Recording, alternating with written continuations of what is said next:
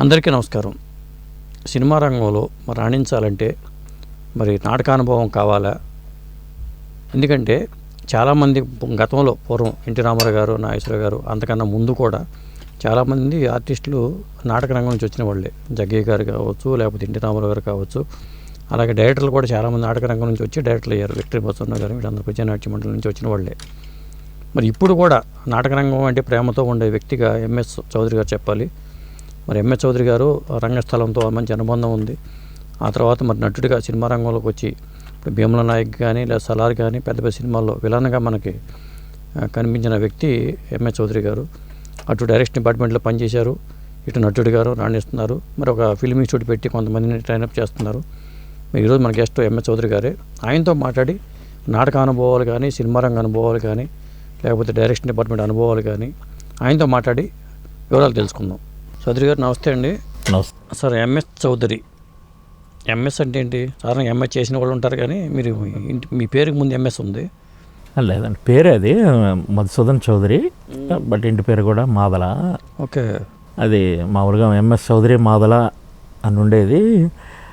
ఏ నాటక రంగంలో వాటిల్లో ఇంటి పేరు తొలగించి ఇలా అలవాటు చేశారు, ఇట్లా పాపులర్ అయ్యా అనమాట. అందుకని అదే కంటిన్యూ. అంటే జర్నీ ఎన్ని సినిమాలు అయినాయి ఇప్పటికి మీకు? యాజ్ ఏ ఆర్టిస్ట్గా అయితే 10-30 సినిమాలు చేసి ఉంటాను అంతే. కొన్ని సినిమాలకి అంటే మొదట డైరెక్షన్ డిపార్ట్మెంట్కి వచ్చానండి అసిస్టెంట్ డైరెక్టర్గా. అలా కొన్ని సినిమాలకి స్క్రిప్ట్ సైడ్ పనిచేయడం అట్లా చేసి, ఇక ఆర్టిస్ట్గా ఏంటంటే ఎవరన్నా అడిగితే చేస్తూ ఉంటాను. ఈ రకాలుగా స్క్రిప్ట్ సైడ్ అట్లా ఇటు పనిచేస్తూ ఉంటాం. థియేటరు బాగా బిజీగా ఉంటాను. ఏదైనా మంచి క్యారెక్టరు నాకు సూటబుల్ అనుకుంటే వాళ్ళే పిలుస్తారు కదా అని అట్లా ఉంటాం, పిలిచి చేస్తుంటాను అనమాట. ఎలా ఎంటర్ అయ్యారు ఇండస్ట్రీలో? లేదండి, నేను కాలేజీలో చదివేటప్పుడే స్క్రిప్ట్స్ అవి రాయడం అట్లాగా అలవాటైంది. విజయవాడ కేబిఎన్ కాలేజ్ అండి. అక్కడ ఉన్నప్పుడే అది కల్చరల్ కాటికి చాలా మంచి పేరు ఉండేది. స్పోర్ట్స్కి, కల్చరల్కి అన్ని రకాలుగా ఎన్ఎస్ఎస్, ఎన్సిసి ఇవన్నీ కూడా విజయవాడ కేబిఎన్ కాలేజ్ అంటే మా జనరేషన్ ఇప్పుడు కూడా టాప్లో కాలేజ్ అది. అక్కడ బాగా కోఆపరేషన్ ఉండేది ఈ కల్చరల్ వాటికి, స్పోర్ట్స్ కూడా అట్లాగే ఉండేది. ఇక అందులో చేరిన తర్వాత ఏంటంటే వాళ్ళు మనకి ఫండింగ్ ఇవ్వడం, స్పాన్సర్షిప్ చేయడం, కాలేజ్ తరపున కాంపిటీషన్స్ వాటికి తీసుకువెళ్ళడం ఇలాంటివి ఉంటుంది కదా. మన ప్రతిభకి ఒక మంచి అవకాశం దొరికినట్టుగా ఉండేది. అక్కడి నుంచి బాగా ఉత్సాహంగా నేను స్పోర్ట్స్ కూడా కాలేజీ ఛాంపియన్. నేను అథ్లెటిక్స్ అప్పుడు సన్నగానే ఉండేవాళ్ళండి. ఒక యాక్సిడెంట్ తర్వాత అట్లా అయ్యే, కానీ మామూలుగా స్పోర్ట్స్, కల్చరల్ అన్నీ, డ్యాన్సు, డ్రామాస్ అన్నీ కూడా అక్కడి నుంచి బాగా అలవాటైంది. థియేటర్లో కొంచెం అంటే మనకి ఎందులో ప్రతిభ ఉందో అందులోనే ఎదుర్కోవాలి కదా. అట్లాగా అందులో బాగా ఇంట్రెస్ట్ ఎక్కువ ఉండడం వల్ల నేను అటువైపు ఇంట్రెస్ట్ చూపించి ఎక్కువ నేర్చుకోవడం అట్లా స్టార్ట్ చేశానండి అనమాట. అలా చేస్తూ ఉన్నప్పుడు గ్రాడ్యుయేషన్ అయ్యే ఫైనల్ ఇయర్కి వచ్చేటప్పటికి నేనే సొంతగా నాటికలు రాయడం, డైరెక్ట్ చేయడం చూస్తే హైదరాబాద్లో ఒక డైరెక్షన్ డిపార్ట్మెంట్ వాళ్ళు చూసి మా సినిమాకి పని చేయాలండి అని చెప్పేసి పిలిచారు. అంటే డైరెక్షన్ డిపార్ట్మెంట్ ఎంటర్ అయ్యారు. అలాగే ఎంటర్ అయ్యి దాదాపు 6-7 ఇయర్స్ అట్లాగే అక్కడ ఇక్కడ అసిస్టెంట్ డైరెక్టర్గా అట్లా తంటాలు పడ్డా. ఆ తర్వాత ఇక కొంచెం డైరెక్షన్ డిపార్ట్మెంట్ అసిస్టెంట్ డైరెక్టర్కి ఇప్పుడున్న అవకాశాలు ఉండేవి కాదు. ఇప్పుడు వెబ్ సిరీస్, సీరియల్స్ అవి ఇవి ఎక్కువ ఉన్నాయి. అప్పుడులో అంత ఈజీగా ఉండేది కాదు అవకాశం. ఫైనాన్షియల్గా స్ట్రగుల్, ఎంతకాలం ఇంటికాడ నుంచి తెచ్చుకుంటాం. వస్తే స్టార్టింగ్లో అంతే కదా. ఒక సీనియర్ కో డైరెక్టర్ ఆయన రమేష్ గారని, ఆయన నన్ను తిట్టి, ఇంత మంచి ఆర్టిస్ట్వి నీకెందుకు, నువ్వు ఎప్పుడైనా డైరెక్షన్ చేయొచ్చు, నేర్చుకో, ఆర్టిస్ట్గా 100 మంది డైరెక్టర్ల దగ్గరికి వెళ్తావు, నువ్వు వెళ్ళు అని చెప్పేసి ఆయన బలవంతాన ఆడిషన్కి అటు తీసుకెళ్తే బాగా అందరూ ఆదరించడం. ఎవరైతే డైరెక్టర్లు అసిస్టెంట్ డైరెక్టర్గా మన దగ్గరికి కూడా రానివ్వలేదు, వాళ్ళందరూ కూడా మనం మెచ్చుకోవడం, బాగా అప్రిషియేట్ చేయడం, కోఆపరేట్ చేయడం అన్నీ జరిగింది. సరే ఇందులో ఉండే అట్లాగా చేతనంత వరకు ఆ డైరెక్టర్లతో కలిసి. అంటే ఇంట్లో ఎంకరేజ్ చేశారా ఈ ఫీల్డ్కి వెళ్తానంటే? అంటే ముందు మా అన్నయ్య, తను రైల్వే ఎంప్లాయీ, మా అన్నయ్య కూడా ఇందులో మంచి డాన్సర్, మంచి ఆర్టిస్టు, చాలా ప్రైజులు అన్నీ సంపాదించుకుంటూ ఉండేవాడు. అట్లాగా అవి చూసి మేము కూడా ఇన్స్పైర్ అయ్యి మనం కూడా ప్రైజ్లు సంపాదించాలి. చేసేవాళ్ళు రైల్వే డిపార్ట్మెంట్ సార్ అందరూ, మా ఫాదరు, మదరు, సిస్టరు. అంటే ఫాదర్ చనిపోయాక మదర్కి జాబ్ ఇచ్చారు.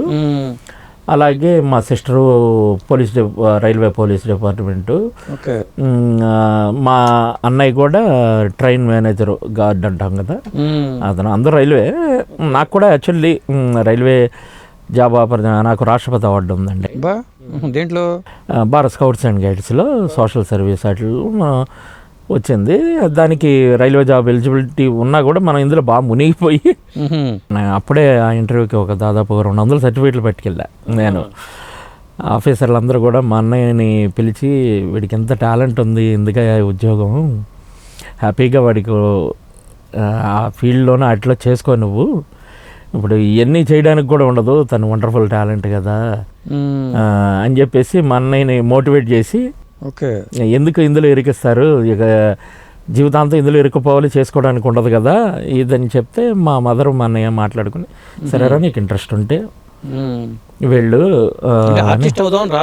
ఆర్టిస్ట్ అంటే థియేటర్లో చిన్నప్పటి నుంచి ఆర్టిస్ట్మే. బేసికల్గా ఏంటంటే థియేటర్లో రైటరు, డైరెక్టరు అయిన వాళ్ళు ఏంటంటే మనం కొంచెం, కాకపోతే ఆర్టిస్ట్ చేయాలి ఎప్పుడు. ఒక మంచి సినిమా డైరెక్ట్ చేశాక దాసరి గారు, భాగ్యరాజ గారు ఇలాంటి వాళ్ళందరూ థియేటర్ నుంచి వచ్చిన వాళ్ళు, వాళ్ళందరూ ఆర్టిస్ట్గా చేస్తా కూడా డైరెక్షన్ చేస్తా అద్భుతమైన కథలు రాసి అన్నీ చేశారు. వాళ్ళని ఇన్స్పిరేషన్గా తీసుకుంటాం మేము. కొంచెం రాయగలిగే వాళ్ళం, అన్నీ చేయగలిగే వాళ్ళం. అట్లాగా మనం కూడా అలాగా ఫస్ట్లో అనేవాళ్ళు నన్ను అందరూ, అట్లాగా నువ్వు అంత గొప్పడు అవుతావు అని కూడా అనేవాళ్ళు. అట్లాగా చేసుకుంటూ చేద్దామని వచ్చామన్నమాట. ఎవరెవరి దగ్గర పనిచేశారండి మొత్తం డైరెక్షన్ డిపార్ట్మెంట్లో? అంటే ఎక్కువగా నేను పరచూరు బ్రదర్స్ దగ్గర సార్, వెంకటేశ్వర గారు బాగా గురువు గారు. తర్వాత సినిమాలకి కృష్ణవంశీ గారి దగ్గర పనిచేశానండి. అంటే మహాత్మాకి దానికి కూడా ఆర్టిస్ట్కి వెళ్ళా, బట్ ఆయన నా స్ట్రగుల్ అన్నీ చూసి బాగా ఎంకరేజ్మెంట్గా రెండో రోజు ఆర్టిస్ట్గా రెండో రోజు స్టార్ట్ అయినప్పుడే, నువ్వు ఈ రోజు నుంచి ఈ సినిమాకి అసోసియేట్ డైరెక్టర్ కూడా నాకు పని చేయాల్సిందే అని చెప్పేసి అట్లాగా ఇన్క్లూడ్ చేశారు. అలాగే తేజ గారి సినిమా నీకు నాకు డాష్ ఆ క్యాస్టింగ్ అంతా నేను చూశాను. ఇట్లాగా చాలా సినిమాలకి చేస్తున్నాను. ఓకే, అంటే ఆర్టిస్ట్గా ఫస్ట్ సినిమా ఏది? లక్ష్మి అండి. లక్ష్మి అది వినాయక్ గారిది. అందులో అంటే అప్పుడే ఆర్టిస్ట్గా ట్రై చేసిన టైంలో పుల్లారావు గారు అని కో డైరెక్టర్ ఉంటాడు, ఆయన ఎక్కడో నా పెర్ఫార్మెన్స్ చూసి అట్లాగే సినిమాకి అది. బట్ ఆర్టిస్ట్గా ఫస్ట్ ఈటీవీ సీరియల్స్ నాకు అవకాశం ఇచ్చారు. సినిమాల కన్నా ముందే అండి. ఫస్ట్ దానికే ఈటీవీలో మన ఇలియాస్ గారు తెలుసు కదా సార్, మన ఆయన ఫస్ట్ ఆడిషన్లో చూసి అలౌకిక అని ఒక సీరియల్లో, మీరు సినిమాలు ఎందుకు ప్రయత్నం చేయలేదు, ఇంత మంచి ఆర్టిస్ట్ మీరు అని చెప్పి ఆయన త్రూఅవుట్, నా ఏజ్ కాకపోయినా ఆ క్యారెక్టరు, అది త్రూఅవుట్ క్యారెక్టర్ నన్ను ఎంకరేజ్ చేయడానికి పెట్టారు. అలాగే మంచి పేరు వచ్చింది అందులో. అలాగే చిన్న చిన్న క్రైమ్ సీరియల్స్ అవి చేసుకుంటా ఉన్నా. ఫస్ట్ సినిమా మాత్రం లక్ష్మి. అంటే డైరెక్షన్ డిపార్ట్మెంట్లో ఉంటూ మళ్ళీ ఆర్టిస్ట్గా వెళ్తే మళ్ళీ డైరెక్టర్ అవ్వటం లేట్ అవుద్దాం అనే ఆలోచన ఏం రాలేదా? ఉంటుంది, అందుకనే ఎక్కువ చేసేవాడిని కాదు. ఈ రోజుకి ఉంటుంది. అందరూ అంటే నా గురించి, నా బ్యాక్గ్రౌండ్ గురించి తెలియని వాళ్ళు ఈడ ఆర్టిస్ట్ డైరెక్టర్ ఏంటి అంటుంటారు. బట్ నేను బేసికల్గా మనం రైటరు, 100 నాటకాలు అన్నీ డైరెక్ట్ చేసి ఎన్నో అవార్డ్స్ కొట్టి ఆర్టిస్టులను తయారు చేసి ఎన్ని చేసి, నేను దాదాపు 90 నాటకాల దగ్గర రాశాను. అంటే నాటకం, మైమ్స్ కానీ ఇలాగ ఏమోన్ యాక్షన్ అవి, మ్యూజిక్ కంపోజిషను అన్నీ కూడా చేస్తానండి. అట్లా అవసరం సార్. అన్నీ ఇప్పుడు జస్ట్ 5 days బ్యాకే నేషనల్ అవార్డు వచ్చింది నాకు. ఇప్పటికీ నాకు 30 నేషనల్ అవార్డ్స్ వచ్చున్నాయి. చాలా హ్యాట్రిక్లు ఉన్నాయి. 24 నంది అవార్డ్స్ నాకు నాటకాల పరంగా. నాటకాలండి. ఇట్లాగా చాలా అవార్డ్స్ ఉన్నాయి. నేను ఒక 8,000 మంది ఆర్టిస్టులని ట్రైన్ చేసే ఇప్పటి వరకు. చిన్న అంటే పిల్లలు, కుర్రోళ్ళని ఫస్ట్ టైం స్టేజ్ ఎక్కించే వరకు అట్లాగా అప్పటి వరకు మాది న్యూ స్టార్ మోడర్న్ థియేటర్స్ అని విజయవాడలో 2000 సంవత్సరంలో డిగ్రీ ఫైనల్ ఇయర్లో ఉన్నప్పుడే పెట్టాను అనమాట. అక్కడి నుంచి జర్నీ స్టార్ట్ చేసిన 6 నా జూనియర్స్ని పెట్టుకుని స్టార్ట్ చేసుకున్నది. అట్లా ఎవ్రీ ఇయర్ కూడా చాలా యూనివర్సిటీలు, డిపార్ట్మెంట్లు, ఇట్లాగా రకరకాల పరిషత్తులు ఎక్కువ ఇక్కడికి వచ్చి కూడా ఎక్కువ అది వర్క్ చేశాను నేను. అంటే నేను చెప్పే కదా ఎవరైనా పిలిస్తే వెళ్తానని, ఆ పిలిచే లోపల నేను థియేటర్ పిలవపైన వెళ్తాను అనమాట.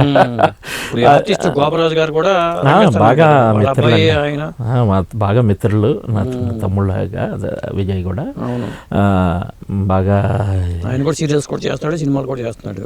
ఇక సినిమాలు బాగా బిజీ అయిపోయాడండి. అందరూ కూడా కలిసి పనిచేసాం. కానీ రైటర్స్ చాలామంది ఇప్పుడు భరణి గారు కానీ వీళ్ళందరూ నాటకాల నుంచి వచ్చిన వాళ్ళే కదండి. ఇప్పుడు మిశ్రో ఆయన రంగస్థలం నుంచి వచ్చిన ఆయన బాగా మంచి పేరు వచ్చింది. ఆయన వైజాగ్ అనుకుంటా అయింది. మీకు పటిష్టంగా ఉన్న వాళ్ళందరూ థియేటర్ వాళ్ళే. మీరు చూడండి, ఇప్పుడైనా బాలీవుడ్లో ఒక నానా పటేకర్ ఏంటి, నసీరుద్దీన్ షా ఏంటి, షబానా ఆజ్మీ ఏంటి, వీళ్ళందరూ రంగస్థలం నుంచి వచ్చారు. ఈ రోజుకి ప్లేస్ పూర్వం అంతా వాళ్ళే కదండి. ఇప్పుడు ఉన్నోళ్ళు కూడా ఆ ఎన్ఎస్డి నుంచి వచ్చిన వాళ్ళు, థియేటర్ చేసిన వాళ్ళే. అదే ఇప్పుడు బాగా లీడ్లో ఉన్న వాళ్ళందరూ కూడా థియేటర్ నుంచి వచ్చిన వాళ్ళే. థియేటర్ నుంచి అంటే మనం చెప్పుకునేది కాదు, ఎంత హార్డ్ వర్క్ చేసి ఈ ఇండస్ట్రీకి వస్తే అంత ఈజీగా అనిపిస్తుంది వాడికి. ఆ థియేటర్లో అంత హార్డ్ వర్క్ ఉంటుంది. అది నేర్చుకుని వచ్చిన వాడికి ఇక్కడ ఈజీగా అవుద్ది. ఫౌండేషన్ స్ట్రాంగ్గా ఉండాలి కదా. అదండి. అదే అంటే నటుడిగా చేస్తున్నప్పుడు మీరు రంగస్థలంలో చేశారు, ఆ వేరియేషన్ తెలుస్తూ ఉంటుందండి రంగస్థలానికిను సినిమాలకి పరంగా. అంటే నటనలో తేడా ఉందని నేను అనుకోనండి. నటన పాత్రను బట్టి కానీ అది రంగస్థలమైనా ఇక్కడైనా అంటే మనం ప్రజెంట్ చేసే విధానంలో కొంచెం తేడా ఉంటుంది. ఇప్పుడు నేను కెమెరా పెట్టారు కాబట్టి నేను మెల్లిగా మాట్లాడుతున్నా, అదే వేదిక మీద కూర్చున్నాను అనుకోండి, ఆడియో అక్కడ దాకా వినపడాలి కాబట్టి కొంచెం గట్టిగా మాట్లాడతా, కొంచెం ఎక్కువ బ్రైట్గా ఇస్తాను ఎక్స్ప్రెషన్స్.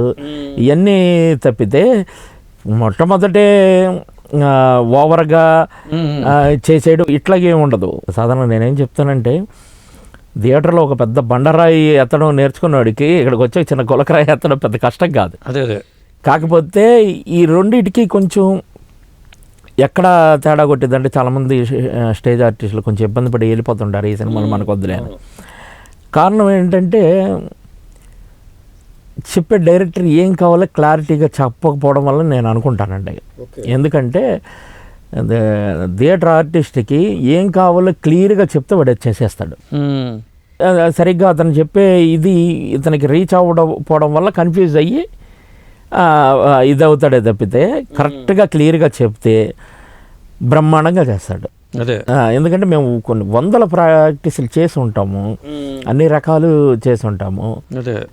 సో ఏంటంటే ఆ డైరెక్టరు నాకు ఇది పొజిషను ఇలా ఉండాలి, అలా ఉండాలి, ఈ క్యారెక్టర్ స్వభావం ఇది అని క్లియర్గా చెప్పేవాళ్ళు. అంటే మీలాంటి వాళ్ళకి ఏమైనా ప్రాబ్లం అవుతుంది, డైరెక్టర్ ఈయనకి అంతా తెలుసు, చాలా చేసి ఉన్నాడు అక్కడ, మనం చెప్పడం అని ఫీల్ అవుతారు కొంతమంది. అక్కడికి వెళ్ళాక ఇప్పుడు ఏదైనా ఒకటి అండి, మేము వందల నాటకాలు చేసినా ఏం చేసినా ఆ సినిమాకు లేకపోతే ఆ డ్రామాకి వెళ్తే అక్కడ నేను కొత్త ఉన్నాయి, ఆ పాత్రకి నేను కొత్తనండి. అక్కడ మళ్ళీ పసిపిల్ల ఉన్నాయి, దాన్ని సృష్టించినోడు ఎవడో అతని అధిపాజ్ఞలో మనం ఉండాలి. ఆ పాత్రను సృష్టించిన రచయిత దర్శకుడు ఉంటాడు, అతనికి తెలుసు నా బిడ్డని నేను ఎలా చూడాలనుకున్నాను అనేది అతనికి తెలుస్తుంది. మనం ఊహించుకుని ఒక పిల్లల్ని తెచ్చి మనం విచిత్రమైన డ్రెస్ వేసి అది కరెక్ట్ కాదు. తను ప్రసవించిన బిడ్డకి ఏ డ్రెస్ వేస్తే బాగుంటుంది, ఏం ఫుడ్ పెట్టాలి, తను ఎలా మాట్లాడాలనుకున్నాడో తనకే తెలుస్తుంది. మనం అవతల ఎంత అనిపించవచ్చు, అది వేరు. ఒకవేళ డైరెక్టర్ వాళ్ళు కొంతమంది ఇది ఎలా చెప్తే బాగుంటుంది సార్ అని కూడా అడిగేవాళ్ళు ఉంటారు. కొంతమంది స్వేచ్ఛ, ఇప్పుడు నాకు కృష్ణవంశీ గారు కానీ వీళ్ళు కానీ ఎలా చెప్తారా బాగా చనువుకుంటూ ఎలా చెప్తారో చెప్పంటే నేను చెప్తే రెండోది బాగుంది లేకపోతే మూడోది బాగుంది అది చేద్దాం అనేవాళ్ళు ఉంటారు. అలాగే హరీష్ శంకర్ గారు కూడా నాకు గబ్బర్ సింగ్ వాటిలో కూడా పూర్తి స్వేచ్ఛ ఇచ్చాడు. చౌదరి గారు మీరు చెప్పండి ఇదని. ఆయనకి థియేటర్ గురించి బాగా తెలుసు, ఆయన చేసున్నాడు కాబట్టి ఇలాగా మంచి డైరెక్టర్లు నాకు కొంతమంది మంచి వాళ్ళు తగలడం కూడా నా అదృష్టం. అలాగే అసలు చిన్న చేంజ్ కూడా చేయకూడదు అన్న డైరెక్టర్లో ఉంటారు. ఇప్పుడు సపోజ్ సలహా ఆయన ఇంత అక్షరం కూడా మార్చరాడు, ప్రశాంత్ నీల్ గారు. కానీ అది కూడా మాకు అవసరం, నేను సొంతగా క్రియేట్ చేసుకునేదే కాదు, యాజ్ ఇట్ ఈజ్ ఆయన ఏమనుకున్నాడు అది కూడా చేయడం కూడా ఒక ఆర్టిస్ట్ అవి కూడా చేయగలగాలి, చేసినప్పుడే పరిపూర్ణంగా ఆర్టిస్ట్ అవుతామండి. ఓకే, ఒక్కోసారి ఒక డైలాగ్ని సినిమాలో అయితే పోనీ మేము భీమ్లా నాయకే చేసినట్టున్నారు కదా, ఈ డైలాగ్ సినిమాలో ఎలా ఉంది, అదే మీరు రంగస్థలం మీద అయితే ఎలా చెప్తారనేది ఏమన్నా చెప్పి చూపించగలరా? అది యాక్చువల్లీ అది రంగస్థలం మీద చేసినట్టే చేశానండి. ఏం జరిగిందంటే ఆ మెయిన్ సీన్ అదే, ఆ సీన్కి ఎవరిని పెట్టాలి ఆర్టిస్టు ఇదని డిస్కషన్ వచ్చినప్పుడు కళ్యాణ్ బాబు గారే నా పేరు సూచించడం, ఆయన సూచించడం, ఇది తన చౌదరి అయితే చేశాను గబ్బర్ సింగ్ కాడి నుంచి ఆయనతో మంచి అనుబంధం ఉంది, అజ్ఞాతవాసి. ఆయన నన్ను అంటే ఇంకొక స్టోరీ ఏంటంటే నేను 2015-16 ఆ టైంలో ఇక థియేటర్ బాగా బిజీ అయ్యి ఇక్కడ ఆడిని ఎవరిని అడుగుతాం వాళ్ళ క్యారెక్టర్స్ అని వెళ్ళిపోయాను విజయవాడ. వెళ్ళిపోయి థియేటర్లో ఒక 2 years బాగా బిజీగా ఉన్నా, నేషనల్స్ అవి ఇవి అన్నీ చేసుకుంటా. కళ్యాణ్ బాబు పిలిపించాడు అజ్ఞాతవాసి అనే సినిమాకి, పిలిపించి నన్ను త్రివిక్రమ్ గారికి పరిచయం చేసేప్పుడు అందులో ఒక క్యారెక్టర్ కూడా చేశా. మీరు ఎందుకు సినిమాలు చేయట్లేదు, ఎందుకు వెళ్ళిపోయారని మందలించి, మీరు ఇక్కడే ఉండాల్సిందే, సినిమాలు చేయాల్సిందే, మీకోసం కాదు మా కోసం చేయాల్సిందే అని చెప్పి, నాకు బాగా ఇష్టమైన ఆర్టిస్టు, అద్భుతమైన టైమింగ్ ఉన్న ఆర్టిస్ట్ అని చెప్పి త్రివిక్రమ్ గారు పరిచయం చేసి, అట్లాగా ఆయన మీరు ఎట్టి పరిస్థితులు ఇక్కడ ఉండాల్సిందే అని చెప్పి ఆయన చెప్పారు. ఇంకా అంత పెద్ద ఆయన చెప్పాక కూడా మనం ఇటువైపు ప్రయత్నం చేయలేదంటే అది మనకు అర్థం లేదని చెప్పేసి అప్పటి నుంచి మళ్ళీ కంటిన్యూ చేస్తున్న సినిమాలో, ఆయన సినిమాలో కూడా వకీల్ సాబ్ చేశాను, తర్వాత భీమ్లా నాయక్ ఆయనే పిలిచారు. ఇట్లాగా ఆ క్యారెక్టర్కి ఆయన నాకు త్రివిక్రమ్ గారు చెప్పింది ఏంటంటే సినిమా స్టోరీ అంతా చెప్పి అక్కడ డైలాగు ఉంటుంది, ఆ డైలాగ్ ఏంటనేది నేను మీకు ఇప్పుడు ఇవ్వను సార్, నేను అసలు స్క్రిప్ట్ ఇవ్వను మీకు, స్క్రిప్ట్ మాత్రం నేను ఇవ్వను, నేను స్క్రిప్ట్ ఇస్తే మీరు ప్రాక్టీస్ చేసి అద్భుతంగా ఏదో చెప్పేసి నన్ను మెప్పించేస్తారు, నేను అలా ఇవ్వను.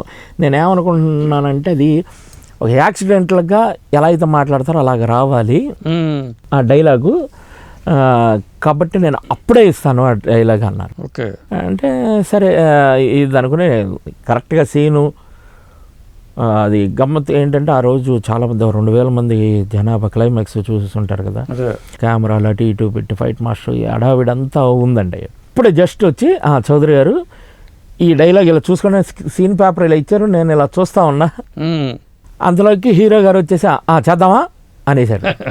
సో మాకు చూడడానికి కూడా లేదు, పైగా అది ఒక మంచి ఎమోషన్ సీన్, ఆయన ప్రిపేర్ అవ్వాలి, ఆ బ్లడ్ అది ఇవన్నీ ఉంటాయి కదా, పోనీ మామూలుగా తెలుగులో కూడా లేదు, కొంచెం సాంస్క్రిట్ వర్డ్స్ అన్నీ ఉంటాయి, ఇవన్నీ ఇప్పటికిప్పుడు నోటికి వచ్చేలాగా లేవే అనుకుంటా ఉన్నాను. రెడీయా చూద్దామా అనేసాడు ఆయన. అనగానే ఆ పరిస్థితి త్రివిక్రమ్ గారికి అర్థమైపోయి, త్రివిక్రమ్ గారు అలాగే సాగర్ కే చంద్ర డైరెక్టర్ గారు ఇద్దరు కూడా, త్రివిక్రమ్ గారు వచ్చి మీరు అందులోది మీ ఇష్టం, మీరేం చెప్పినా పర్వాలా, హీరో గారికి మంచి ఎమోషన్ కలిగే విధంగా చెప్పండి చాలు, ఆయనకి ఎమోషన్ కలిగే విధంగా మీకు నోటుకు వచ్చి చెప్పినా పర్వాలేదు అని చెప్పి వెళ్ళిపోయాడు నాకు. ఓకే, అప్పుడు నాకు కొంచెం ధైర్యం వచ్చింది. యాజ్ ఎ రైటర్గా మనం సరే అవి అలవాటు థియేటర్ పర్సన్గా, ఒకవేళ బండి ఆకుండా నడిపించడం ఏదో అన్నది మనకి తెలుసు అనేది, ఆ ధైర్యం వచ్చేటప్పటికి ఓకే సార్ అని చెప్పి అద్భుతంగా ఒక్క అక్షరం కూడా మిస్ అవ్వకుండా ఆయన డైలాగులే చెప్పాను. ఆయన డైలాగ్ మీరు అలా అడిగితే గుర్తురావు నాకు. అదే యాక్చువల్లీ నిజంగా కూడా స్టేజ్ మీద చేసినట్టే చేశానండి, కొంచెం ఓవర్గానే ఉంటుంది ఆ సీన్ చూస్తే మీరు, అట్లాగే చేశాను. చేయడం చాలా అద్భుతంగా మంచి రెస్పాన్స్, సింగిల్ టేక్లో అయిపోయింది. హీరో గారు అద్భుతంగా చేశాడు, కళ్యాణ్ గారు ఆ ఫైట్ ఇదంతా కూడా సింగిల్ టేక్ అండి. ఓకే, మధ్యలో తర్వాత కత్తి కూర్చడం ఇలాంటివి ఏమైనా క్లోజులు తీసారేమో కానీ ఆ సీన్ అంతా మెయిన్ షాట్ అంతా ఉంది, ఆయన అద్భుతంగా చేశాడు. స్పెషల్గా చెప్పాల్సిన విషయం ఏంటంటే అంత బాగా హీరో గారు చేశాడు. వెంటనే నన్ను త్రివిక్రమ్ గారు వీళ్ళందరూ కూడా పరిగెత్తుకొని మళ్ళీ నా దగ్గరకు వచ్చి ఐ లవ్ యూ చౌదరి గారు అని చెప్పేసి వాళ్ళు బాగా చెప్పడం. అన్నిటి మించి ఏంటంటే కళ్యాణ్ బాబు గారి దగ్గరికి అందరూ వెళ్ళి సార్ చాలా అద్భుతంగా చేశారు, సార్ చాలా అద్భుతంగా చేశారంటే ఆయన అన్న గొప్ప మాట, పక్కన ఆయన అంత చేస్తున్నాడు మనం ఆ మాత్రం చేయకపోతే ఎట్లా అన్నాడు. చూడండి ఆయన వ్యక్తిత్వం ఎందుకు మాకు నచ్చుతారు అంటే అట్లాగా ఆ మాట అన్నారని నేను వినలా. వీళ్ళు అందరూ వచ్చి కళ్యాణ్ గారు అలా అన్నారు అని చెప్పి నాకు చెప్తుంటే ఆయన ఇది కదా అని నాకు అట్లా అనిపించింది. అట్లాగా ఇలాంటివి కూడా జరుగుతూ ఉంటాయి. దేనికైనా బీ ప్రిపేర్డ్గా ఉండాలి. ఇలాంటి యాక్సిడెంట్లుగా చెప్పాల్సి వస్తుంటాయి, అన్నీ కూడా జరుగుతుంటాయి. బైలక్ అప్పుడు ఆ టయానికి మనకి ఆ సీన్ బాగా వచ్చింది. ఏ సన్నివేశం అండి అది? అదేనండి క్లైమాక్స్ పొడిసేసి చూడు అతని ఇదని చెప్పేసి నేను పక్కన ఆర్టిస్ట్తో మాట్లాడతా వెయ్యి స్వామి అని చెప్పి ప్రోత్సహించడం అట్లా ఉంటుంది ఆ సీన్. క్లైమాక్స్ సీన్ అండి మంచిది. అయ్యప్పనం కోశం చూసారు అంతకుముందు మీరు? చూశాను సార్, చూశాను. అదే నా క్యారెక్టరే లేదు అందులో. అదే అందుకనే నా క్యారెక్టరే లేదు అసలు అందులో.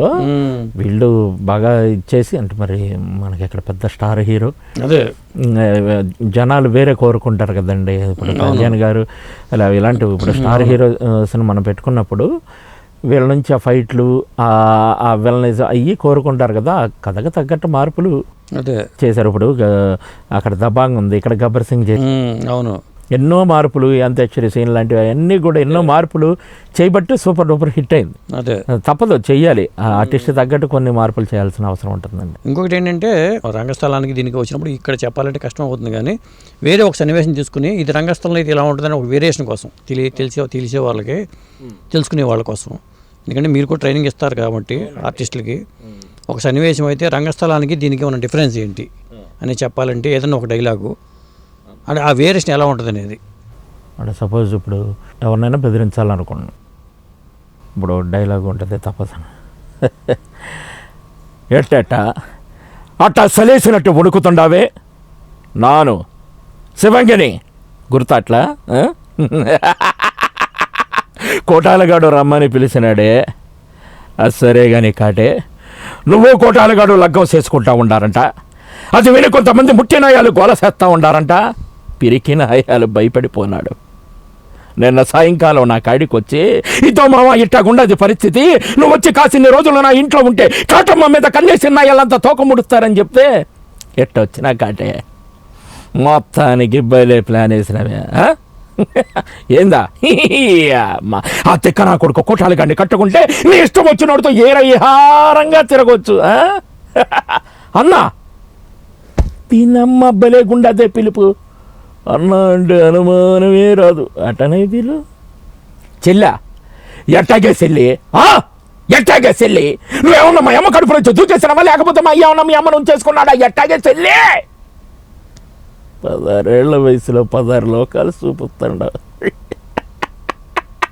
నేను అట్టాగా అనుకుంటానే చెల్లని. ఇది మామూలుగా ఇది థియేటర్ అండి. అదే థియేటర్ మీద మనం అంత ఓవర్గా చెప్తే కానీ రీచ్ అవ్వదు. మూవీకి వచ్చేటప్పటికి అంత కష్టపడాల్సిన అవసరం లేదు, ఎంత సౌండింగ్ ఇవ్వాల్సిన అవసరం లేదు. ఓకే, బట్ ఆ ఎమోషను ఇది క్యారీ చేయాలి. మనం డబ్బింగ్లో చెప్పుకోవచ్చు, డైలాగ్ ఆ సౌండింగ్ అది డబ్బింగ్లో తప్పదు.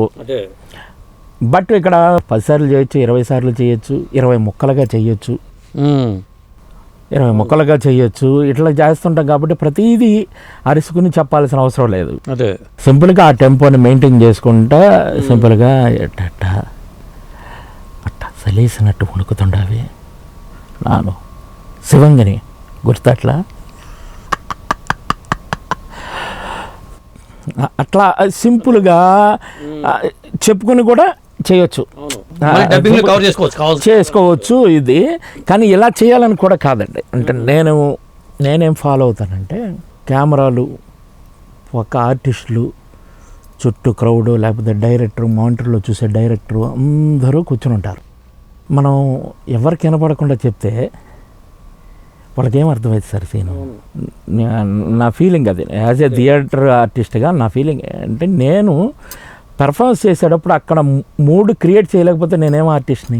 అవును, నేను నిజంగా పెర్ఫార్మెన్స్ చేసి నా వాయిస్తోనూ నా హావభావాలతోనూ నా పెర్ఫార్మెన్స్తోనూ నేను వాళ్ళకి నమ్మకం కలిగించలేకపోతే నన్ను డబ్బింగ్ ఆర్టిస్ట్ పైకి లేపడమో, సౌండ్ లేపడమో, మ్యూజిక్ లేపడం ఇది ఎందుకు అయింది నాకు ఆర్టిస్ట్. అవును, నేను ఆ సిచ్యువేషన్లో అక్కడ జరిగిన ఆ సంఘటన నేను కళ్ళ ముందు ఉంచేటట్టు ప్రయత్నం చేయాలి. ప్రయత్నం చేయాలి. అందుకని నేను ఎప్పుడు బ్రైట్గానే చేస్తాను సార్. ఓకే, బ్రైట్ సీన్ అయితే బ్రైట్గా చేస్తా, వాయిస్ పోయినా నేను ఎందుకంటే నాతో చేయించే డైరెక్టర్కి ఆ సంతృప్తి రావాలి, అక్కడ లొకేషన్లో కూడా రావాలి. ఓకే, నా డబ్బింగ్ అన్నీ చేసి నాది రిలీజ్ చేయడానికి ఆ క్యారెక్టర్ భలే ఉందని అప్పుడు అనుకోవడం కాదు. నాకు ఎప్పుడైతే యాక్షన్ చెప్పారో, యాక్షన్ చెప్పి కట్టి చెప్పే లోపల ఆహా అద్భుతంగా చేశారో అనకపోతే నాకు ఎందుకో అదే ఇది ఉంటుంది. దానికోసం ఎంత కష్టమైనా పడతాను. దానికోసం అవసరమైతే నేను చిన్నపిల్లలాగా ముందే అడుగుతా డైలాగ్, మీకు డైలాగులు ఎందుకు సార్ అంటారు. నాకు వద్దు బాబు, చిన్న డైలాగ్ అన్నా నేను ఖాళీకి ఎందుకు కూర్చోవాలి, అదే నా డైలాగ్ నాకు ఇచ్చేయి. అసిస్టెంట్ డైరెక్టర్ బతిమలాడతా, ఏదైనా చిన్న మొక్కుంటే ఏ రోజు కాలేజ్ ఇస్తారండి డైలాగులు. సినిమా అప్పటికప్పుడేనండి, ముందు ఇవ్వరు కదా, బయట మళ్ళీ ఇది ఉంటుంది, రకరకాలుగా ఉంటుంది. మరీ కొంచెం పెద్ద డైలాగ్స్ ఇలాంటివి అంటే ముందు రోజు ఏమన్నా ఆ నమ్మకం, ఆర్టిస్ట్ మీద ఉన్న నమ్మకంతో ఇస్తారేమో తప్పితే, బట్ అప్పటికప్పుడే చెప్పాల్సిన అవసరం ఉంటుంది. ఎందుకంటే పేజీలు చెప్పే సీన్లు చాలా తక్కువ ఉంటాయి కదా, బిట్లుగానే తీసుకుంటారు కాబట్టి. ఇప్పుడు అంటే చిన్న ఉదాహరణ చెప్పాలి, భీమ్లా నాయకులోనే నాకును రానా గారికి కళ్యాణ్ బాబు క్యారెక్టర్ గురించి ఫ్లాష్ బ్యాక్ చెప్తాను నేను. అది యాక్చువల్లీ ఒక పేజీన్నర డైలాగ్ ఉంటుంది. ఇచ్చారు, ముందు చదివేసుకున్నా. చదివేసిన తర్వాత త్రివిక్రమ్ గారు బిట్లుగా చేసుకోండి, 4 వైపులా 4 షాట్లు, ఇక్కడ ఇది కొద్దిగా అలా చేసేసుకోండి అని అన్నారు. సాగర్ చంద్ర డైరెక్టర్ గారు ఏమన్నారంటే, మీకు ఒకవేళ వస్తే గనక మొత్తం చెప్పేసుకోండి చౌదరి గారు, మీ ఫ్లోకి అది బాగుంటుంది ఇదని ఆయన అన్నాడు. నేను ఇక అది మనసులో పెట్టుకుని కెమెరా ఇటు షార్ట్ 2 ముక్కలు చెప్పి ఆపాలి. అయినా నేను ఫుల్ డైలాగ్ చెప్పేసా, వీళ్ళు షూట్ చేశారు. మళ్ళీ అటు పెట్టినప్పుడు ఫుల్ చెప్పేసా, అటు పెట్టిన అంటే నేను ఒక్కడే మాట్లాడేది ఉంటుంది అక్కడ. ఈ 4 వైపులా పెట్టినప్పుడు ఫుల్ డైలాగ్ పెట్టేశాను సార్. 1 డే మొత్తం ప్లాన్ చేసుకున్నది 1 అవర్లో అయిపోయింది షూటింగ్. ఓకే, రామోజీ ఫిలిం సిటీలో. ఇంకేమున్నాయి, ఏం తీయాలి, ఏంటి అంటే 4 పేజీల సీన్ అయిపోయింది. టిఫిన్ బ్రేక్ టైంకే అయిపోయింది షూటింగ్. అలాగా వచ్చేసి అందరూ కూడా బాగా మెచ్చుకున్నారు, మీకు మంచి ఫ్యూచర్ ఉంటుంది అంతే కదా సార్. మనం ఆర్టిస్ట్గా మనం టైం వేస్ట్ చేయకుండా. కానీ ఇద్దరు డైరెక్టర్లు ఎలా మేనేజ్ చేశారు? వేవ్ లెంగ్త్ మ్యాచ్ అవ్వదు కదా త్రివిక్రమ్ గారు సాగర్? లేదండి, సాగర్ అంటే స్క్రిప్ట్ కోఆర్డినేటర్ త్రివిక్రమ్ గారు కదా. మరి ఇప్పుడు పవన్ కళ్యాణ్ గారు ఇలాంటి వాళ్ళు ఉన్నారు, ఆ కోఆర్డినేట్ చిన్న కుర్రాడు కదా, కోఆర్డినేట్ చేయాలి కాబట్టి తను అట్లా యాజ్ ఏ సీనియర్గా, పైగా అతన్ని నాకు తెలిసి సాగరిక చంద్రని సెలెక్ట్ చేసింది త్రివిక్రమ్ గారు డైరెక్టర్గా, కాబట్టి ఆ సపోర్టు అది ఉండాల్సిన అవసరం ఉంది కాబట్టి ఆ సపోర్ట్ చేశారు. బట్ సాగరిక చంద్ర గారు కూడా వండర్ఫుల్ డైరెక్టర్ అండి. కానీ మరి ఆ అయ్యప్పనం కోశంకి వచ్చిన అంత పేరు భీమ్లానాయక్ ఎందుకు రాలేదు? ఏదైనా రెండో పిల్లవే కదండి. ఇప్పుడు ఒక చోట ఫస్ట్ టైం చూసిన ఆ ఫీలింగు రెండోసారికి వచ్చేటప్పటికి అది ఎవరికైనా అలా అనిపించవచ్చు. ఓకే, బట్ అది చూడండి భీమ్లా నాయక్ నాకు ఇప్పుడు కొంతమంది కనబడి పలకరిస్తుంటారు కదా సినిమా చూసిన వాళ్ళు, అబ్బా భీమ్లా నాయక్ ఏం సినిమా అన్న ఇది అంటుంటారు. అది చూడలేదు కాబట్టి వాళ్ళకి బాగా ఇది ఉంటుంది. అలా చూసిన వాళ్ళకి ఏంటంటే అదే బాగుందో లేకపోతే ఇది బాగుందో ఇవి చేసుకుంటూ ఉంటాడు. అది వాళ్ళకి అది కరెక్టు, వాళ్ళకి అది కరెక్ట్ అండి. వాళ్ళకిలాగా ఫైట్లు ఇటు ఏవి లేకుండా మన కళ్యాణ్ బాబు గారిని పెడితే స్క్రీన్స్ తగల పెడతారు, అలా ఉంటుందండి. అది తప్పదు, అలాంటి మార్పులు చేయాలి. ఇప్పుడు ఆర్టిస్ట్కి ఉండాల్సిన ప్రధాన లక్షణాలు ఏంటండి? అంటే నేర్చుకునే విషయంలోనా మీరు అనేది డిసిప్లిన్ విషయంలోనా? రెండిట్లోనూ కూడా అంటే ఏదైనా కూడా అండి. మనం యుద్ధానికి వెళ్తున్నాం, సోల్జరు యుద్ధానికి వెళ్ళినప్పుడు ఆయుధాలు లేకుండా వెళ్తాం, ఎంత ప్రమాదమో. ప్రణాళిక లేకుండా గుడ్డిగా గన్ను పట్టుకుని వెళ్ళిపోవడం ఎంత ప్రమాదకరమో. ఇక్కడ కూడా ప్రతిభ లేకుండా వచ్చేయడం ఇండస్ట్రీకి అంత ప్రమాదకరం. నేర్చుకోవాలి. మనం యుద్ధానికి వెళ్ళేటప్పుడు ఆయుధాలతో వెళ్ళాలి, ప్రణాళికతో వెళ్ళాలి, కరెక్ట్ మార్గం ఏదో ఎంచుకోవాలి. అలా ఎంచుకొని ఎప్పుడైతే వెళ్ళామో నువ్వు అనుకున్న ఇది రీచ్ అవుతాం. అందులో రీచ్ అవ్వకపోయినా ఒక సంతృప్తి ఉంటుంది. మనం ప్రయత్నం చేస్తున్నా, ఏదో ఒక రోజు వస్తాను, నేను తప్పేం చేయలేదు, నేను తప్పేం చేయలేదు. ఇప్పుడు నన్ను చాలామంది ఇంత మంచి సినిమా ఆఫర్లు వదులుకుని ఆ నాటకాలు అంటే వెళ్ళిపోతావు ఏంటంటారు. అసలు నాకు సినిమా ఇచ్చిందే నాటకం. నాకు నాటకం అంటే మా అమ్మను వదిలినట్టే. నేను ఏ రోజుకి ఆ రోజు ఫ్రెష్గా నేర్పగలుగుతున్నా. నా వల్ల 10 మంది ఆర్టిస్టులు తయారవుతున్నారు. ఇవన్నీ చేస్తున్నా. నాకు మనం ఎప్పుడైనా ఏ మనిషి అయినా కూడా ఎప్పుడు బాధపడాలంటే పని లేనప్పుడు, పని చెయ్యలేకపోయినప్పుడు సార్. ఆ 2 లేనప్పుడు దౌర్భాగ్యం. కానీ డబ్బులు లేనప్పుడు, సంపాదనే ఇదిగా లేనప్పుడు తినడానికి కావాలి. ప్రతి ఒక్కటి తినడానికి, ఉండడానికి, మనిషి కొంచెం సంతృప్తిగా ఉండడానికి కావాలి. మితిమీరి లేకపోవచ్చు. కానీ నేను పని చేయగలుగుతున్నా, థియేటర్ కష్టపడి చేయగలుగుతున్నా, డ్రామాలు రాస్తున్నాను, 100 మంది 1000 మందిని పిల్లల్ని తయారు చేయగలుగుతున్నాను. నాకు భగవంతుడు ఆ శక్తి ఇచ్చాడు, చేస్తున్నా. సినిమాలు వస్తున్నాయి, మంచి క్యారెక్టర్ చేస్తున్నా. డైరెక్టర్లు అందరూ ఇన్నాళ్ళు ఎక్కడికి వెళ్ళిపోయారు, మా దగ్గరికి ఎందుకు రాలేదంటారు వెళ్ళిన చోటల్లా. నా నెక్స్ట్ సినిమాలో మీరే విలన్ అంటారు, లేకపోతే అది అంటారు, ఇది అంటారు. ప్రతి ఒక్కరు అప్పటికప్పుడు తన మీద చూడంగానే ఎక్కువ విలన్ క్యారెక్టర్లు వచ్చేట్టున్నాయి కదా. మంచిదే. విలనే ఎక్కువ చేశాను. దాదాపు 17 సినిమాలు దాకా చేశానండి. చిన్న చెత్తగా చాలా సినిమాలు, నెగిటివ్ క్యారెక్టర్స్ అన్నీ. మీకు ముందే పరిచయం ఏంటి? కేజీఎఫ్లో కూడా ఇచ్చేవాళ్ళు ప్రశాంత్. మాట కూడా అన్నారు అండి. అంటే ఎందుకు రాలేదు ఇదని మనకు ఉన్న జబ్బు అది. బట్ అది కూడా ఆడిషన్ చేసి వాడు హనుమాన్ చౌదరి నా వీడియో తీసుకెళ్ళి డైరెక్టర్కి చూపించడం, ఆ టయానికి గమ్మత్తుగా క్యారెక్టర్ పడడం అలా జరిగింది. ఎట్లా మీ ఇద్దరికి ఎట్లా కనెక్షన్? మేమిద్దరం అంటే ఒకే టైంలో ఇండస్ట్రీకి వచ్చాం. ఎక్కడ ఒక చిన్న సినిమా దగ్గర పరిచయం అయ్యి తర్వాత రూమ్మేట్స్ అయ్యాం, ఫ్యామిలీ ఫ్రెండ్స్ అయ్యాం.